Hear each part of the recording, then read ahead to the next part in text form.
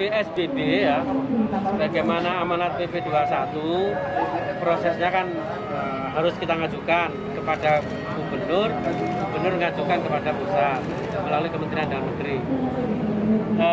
Seiring dengan itu ya, ini masih proses dan kami minta bantuan dari tenaga akademisi. Dalam hal ini saya minta kepada tim dari UB ya, untuk menyiapkan instrumen, karena bukan kota saja kami harapkan, Kota Batu dan Kabupaten Malang ya.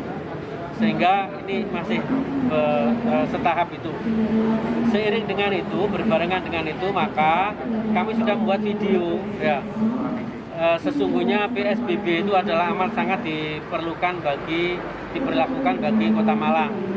Kami kirim kepada Polda, kami kirim kepada Gubernuran, dan kami kirim kepada Polres, ya, Polresta Malang Kota. Ya, sambil menunggu pemberlakuan, karena pemberlakuan ini kan instrumennya banyak. Tentu yang ngerti adalah dari tim kesehatan, karena ini adalah kedaruratan kesehatan. Ya. Maka yang kami siapkan, ya, pertama adalah mobilitas orang dari luar ini kita pantau. Kita akan lebih disiplin lagi orang yang dari luar, baik pakai mobil pribadi maupun pakai kendaraan atau mobil-mobil umum ya, transportasi umum, akan kita lihat, cek satu persatu berkaitan dengan masalah suhu badan ya.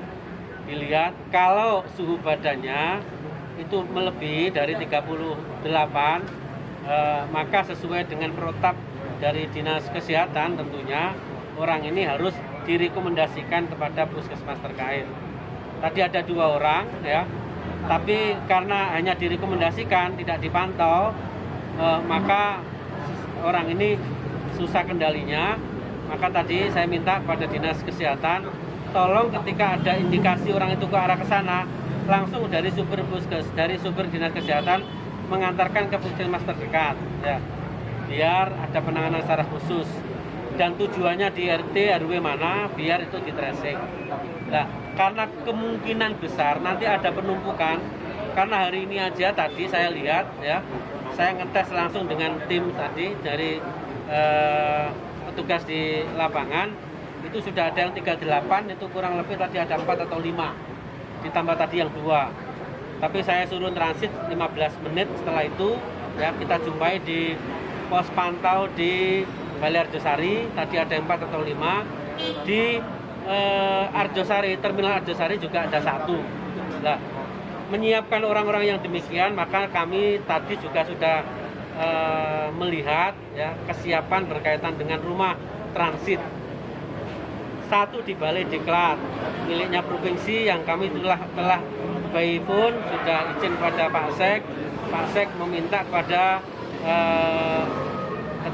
Kepala Badan Balai Diklat tadi mengiyakan dan dibolehkan. Di sana kurang lebih kapasitasnya kurang lebih adalah 300 orang. Yang kedua di Rusunawa ya, miliknya Unikama, yang insya Allah nanti juga kami akan lihat. Kalau hari ini tidak bisa ya, saya minta mendelegasikan pada Dinas Kesehatan dan Pak Camat untuk melihat sana kekurangannya apa. Yang ketiga, kita punya rusun ya, Rusunawa juga bantuan dari Kementerian PU ya, yang belum diserahkan tapi kunci-kuncinya udah di kita.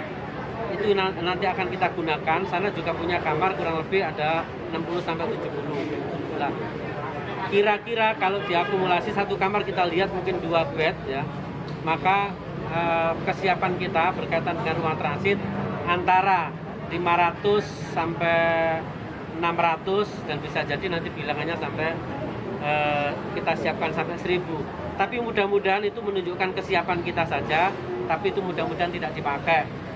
Termasuk di dalamnya saya udah ngontrol berkaitan dengan ketika nanti ada rujukan terus ya, maka kesiapan dana yang 15 miliar berkaitan dengan rumah sakit daerah itu segera nanti akan kita fungsikan ya. Saya kira itu berkaitan dengan PSBB dan lain-lainnya. Rumah isolasi itu peruntukannya untuk begini ya, orang-orang yang datang tadi ya, jadi para pemudik orang Malang sekarang kan sudah dilepas. Kalau dulu kan tidak boleh ya. Sekarang agak ya mohon daerah untuk menyiapkan. Jadi saya ditelepon oleh Ibu Gubernur, tolong Bupati, Wali Kota seluruh Jawa Timur menyiapkan rumah ya. Jadi itu kegunaannya adalah teman-teman kita nanti yang ODP ya, yang manakala kita mempunyai keyakinan secara psikologi bahwa orang itu ketika dilepas dia tidak bisa mengisolasikan diri. Yang kedua, proses bahwa jangan sampai yang nanti yang namanya ODP segera menjadi PDP, dan kalau PDP ya jangan sampai dia jadi positif. Alhamdulillah, mudah-mudahan Malang cukup 5 saja. Kita lihat perkembangan dan di daerah-daerah lain kan cukup signifikan. Lamongan dari hijau tiba-tiba sekarang udah 13, 10 tambah 3. Tetangga sebelah dari tidak ada menjadi 5 dan sekarang tambah lagi 3. Itu artinya bahwa mudah-mudahan Malang ya cukup 5 saja dengan cara apa? Antisipasi tadi loh. PDP-nya tidak positif. Ya, mudah-mudahan itu. Bagaimana dengan orang tanpa gejala? Ini kan tes. Inilah yang susah. Di Kota Malang ada 52 yang OTG ya.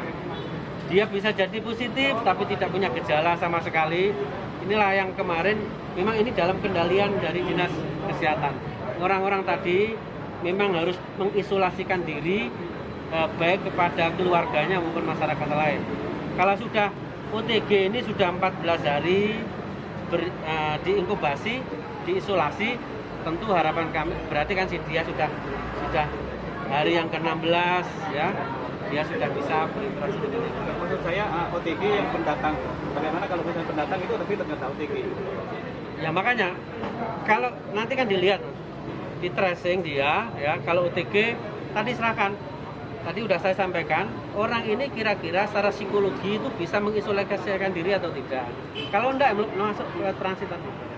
Baik ODP maupun OTG nanti masuk transit ketika secara psikologi orang tadi diyakini susah untuk mengisolasikan dirinya.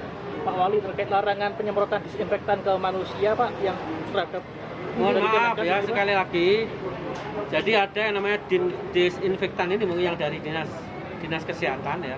Yang kita pakai itu ke orang ini adalah alkohol 75%. Ada 70% ya. Ada yang namanya disinfektan untuk bukan disinfektan ya apa? Ya, antiseptik. Jadi gini ya, kita tidak boleh latah lah ya. Siko atau penyemprotan yang kita pakai itu sudah SOP-nya sudah sesuai dengan standar dari Dinas Kesehatan ya. Yang tidak boleh adalah penyemprotan disinfektan benda mati kepada orang. Ini yang tidak boleh. Kita pakai sabun itu ceritanya kan juga ada disinfektannya apa tadi? Yang pakai antiseptik tadi ya. Pak, kalau yang mandiri di perumahan komplek permukiman Pak? Ya sudah jadi kontrol. Ya ini yang berjalan dari Dinas Kesehatan. Kalau siko yang kita buat rata-rata isinya adalah 70%. Tidak ada klorinnya Pak. Yang mana dulu? Klorinnya nggak ada ya Pak? Klorin. Insya Allah enggak. Kalau dalam panduan kita, maka kami sampaikan seluruh masyarakat yang mandiri tolong diperhatikan itu.